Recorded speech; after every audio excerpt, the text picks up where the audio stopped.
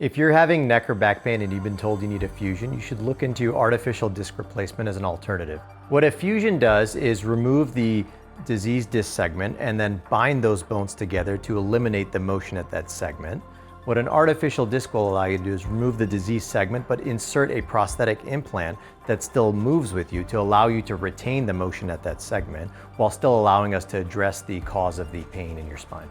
So what a surgeon will do when you're having an artificial disc replacement put in is make a small incision either in the front of your neck or in the front of your abdomen, depending on if you're doing your neck or your back.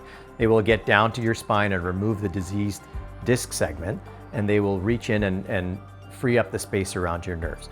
You then have to reconstruct that space where the disc was, which they insert a prosthetic implant, which is the artificial disc, which will still allow you to maintain motion and cushion between the bones. Whereas a fusion is designed to take away the motion at that segment and lock those segments in place, the artificial disc is designed to take the space but still allow you to maintain motion, and it's a much more natural feel for patients.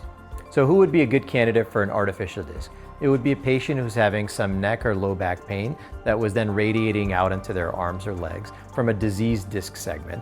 There are always some circumstances where patients are not good candidates for artificial disc, in which case the fusions would be more appropriate. However, a lot of patients these days are candidates for artificial disc, and the advantages that they have over the fusion, including faster recovery times, their ability to maintain motion at those segments, and higher patient satisfaction scores.